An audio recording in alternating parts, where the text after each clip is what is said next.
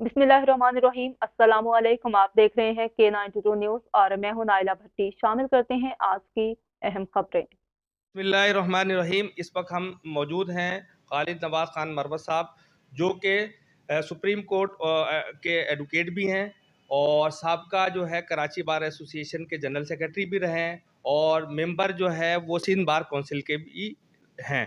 तो साबका जो है तो हालिया जो कराची बार एसोसिएशन के जो इंतखाबात हुए हैं तो उसमें जो नई काबीना आई हैं, आपका पुराना तजर्बा भी रहा है, तो हम ये चाहते हैं कि आपके तजर्बात से उनको भी फैज़ मिले और बेहतरी की तरफ जाए ना। उनको जो जो चैलेंजेस है उसके हवाले से जो है आप उस पर थोड़ी नज़र डाल दें। बिस्मिल्लाहिर्रहमानिर्रहीम। बहुत बहुत शुक्रिया।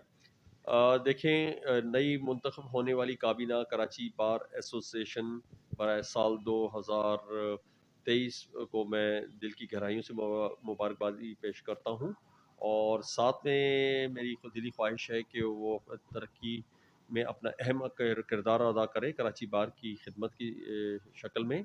जहाँ तक दरपेश चैलेंजेस या मुश्किलात हैं, वो एक सबसे बड़ा जो है वो कुरंगी में कोर्टों की मुंतकली है। तो मैं कहता मेरा क्या अपना ज़ाती ख्याल भी है और वकला का भी ये है कि अगर जाए तो जुडिशल कॉम्प्लेक्स शिफ्ट हो। सिर्फ इनफरादी तौर पे कुछ अदालतें यहाँ से ईस्ट से कुरंगी नहीं शिफ्ट हो, इससे वकला के माशी मसाइल में भी इजाफा होगा और दूसरे के साइलिन को भी मुश्किलात का सामना करना पड़ेगा। लिहाजा वो वादा जो पहले किया गया था कि जुडिशल कॉम्प्लेक्स कुरंगी में बनेगा, तो उसी पर कायम दायम रहा जाए।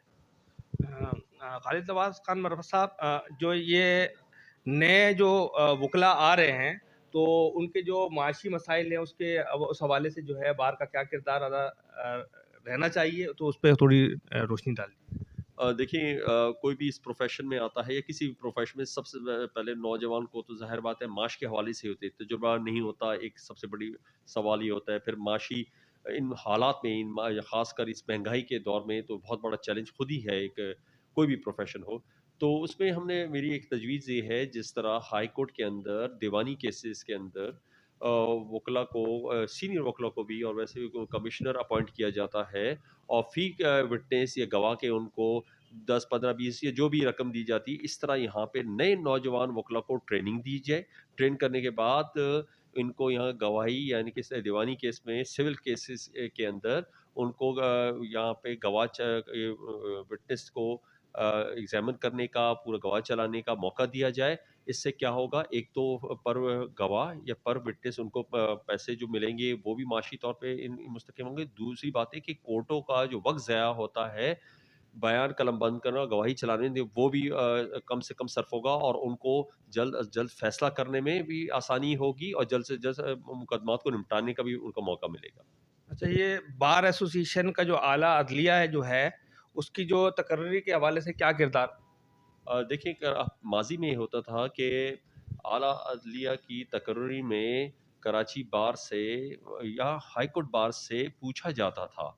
आज से तकरीबन 30-35 या उससे पीछे आप जाएं तो जो वो बार के ओहदेदारान होते थे उनसे कहा जाता था कि आपके बार में फला वकील साहब हैं, उनका क्या किरदार है, या वकालत के हवाले से भी और वैसे भी। तो एक उनसे जनरली पूछा जाता था कि ये कानून में नहीं था, लेकिन उससे उनसे उस वकील साहब या साहिबा या उन लोगों के बारे में पूछा जाता था।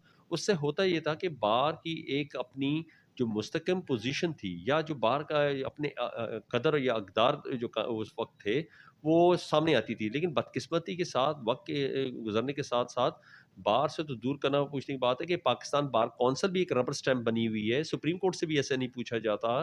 तो ये सिर्फ एक ऊपर की ही आला अदलिया के जजेस साहिबान जो होते हैं वो फैसला करते हैं। हम ये कहते हैं कि बार एसोसिएशन, बार सूबाई बार कौंसिल्स, Pakistan bar council, supreme court bar association, इस सारे को प्लेटफॉर्म पे लेना चाहिए, इनसे पूछना चाहिए कि अगर आप किसी को एलिवेट करते हैं या यानी कि हाई कोर्ट्स के जजेस के लिए या इवन सुप्रीम कोर्ट में जो आइन में है डायरेक्ट ले सकते हैं, तो आप कम से कम मशावरत ज़रूर कीजिए। इससे ये होगा कि बेंच और बार में ताल्लुकात मज़ीद मुस्तकम होंगे और एक अच्छे जजेस की शक्ल में लोग सामने आएँगे। सर, ये बार के जो सियासी और लसानी प्लेटफॉर्म के तौर पे जो इस्तेमाल करने से किस तरह बचाया जा सके?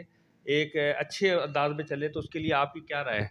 دیکھیں جیسے کوئی فصل ہوتی ہے یا کوئی ثمردار درخت ہوتا ہے، اس کو خطرہ کس سے ہوتا ہے؟ طوفان سے ہوتا ہے یا کسی قسم کی کیڑے یا بیماری سے ہوتی ہے، اور تو کچھ نہیں ہوتا نا جی۔ تو یہاں پہ تو دیکھیں یہ لسانیت کا یا سیاسی بنیادوں پہ تقسیم کرنے کا طوفان چلتا ہے، لیکن جو سب سے خطرناک یہ ہے عمل جو ہم دیکھ رہے ہیں کہ بار کو کچھ عناصر، سب نہیں، میں کہتا ہوں اشاریہ کچھ فیصد، وہ اپنے مضمون مقاصد کے لیے بار کو تقسیم کرنا چاہتے ہیں، حالانکہ بار کی 99.9% میں کہوں گا کہ وکلا کی جو تعداد ہے وہ تعصبات سے دور رہنے چاہتی ہے، لیکن الحمدللہ لوگ ان کو پہچان چکے ہیں، ان کے مضمون عقائد اور مقاصد بھی پہچان چکے ہیں کہ یہ کیا چاہتے ہیں۔ انشاءاللہ بار جس طرح پہلے مستقم تھی اور جس طرح پہلے کالا کوٹ اور کالی ٹائی کا رشتہ تھا ہمارے درمیان، یہ انشاءاللہ مزید مستحکم ہوگا، اور اس کا حالی انتخابات میں آپ نے دیکھا کہ سب نے اس کو جن کو پذیرائی کرنی تھی اس کہ ہم ایک ہے، انہوں نے کی، اور جن کی کوشش تھی کہ بار تقسیم ہوئی، لوگوں نے ان کو مسترد کر دیے جی۔ اچھا، موجودہ جو سیاسی اور معاشی حالات ہیں، اس میں جو ہے بار جو ہے اپنا معیشت اور تعمیری میں کیسا کردار ادا کرے؟ دیکھیے جی، ابھی اگر آپ دیکھیں کہ دن بدن جو معیشت کے ساتھ ساتھ معاشی طور پہ پورے لوگوں کے ظاہر بتا وکلا برادری بھی اس معاشرے کا حصہ ہے۔ ہمارا یہ کہنا ہے کہ کم سے کم جس طرح ابھی ان نے حال ہی میں اقدامات کیے کہ گرانٹ ملی ہے 12 کروڑ روپے کی صوبائی حکومت کی طرف سے سندھ بار کونسل کو، جو کہ سالانہ ملے گی میڈیکل کی مد میں۔ ہمارا کہنے کا ویسا ہے کہ یہ کم سے کم یہ گرانٹ اگر میڈیکل کارڈز کی مد میں جس طرح ہو تو زیادہ بہتر ہوگا، تاکہ وہ بار کونسل کے تھرو سے نہ آئے، وہ ڈائریکٹ کا اپنا کارڈ ان کے تھرو کہیں پرائیویٹ علاج کریں، تو ایک پردہ بھی رہے گا، اور ایک قسم کا ان کا کوئی ایمرجنسی خدا نخواستہ ہوتی ہے تو کارڈ کے تھرو کر سکتے ہیں۔ دوم بات یہ ہے کہ زمین کے حوالے سے ہمارا ہمیشہ مسئلہ رہا ہے۔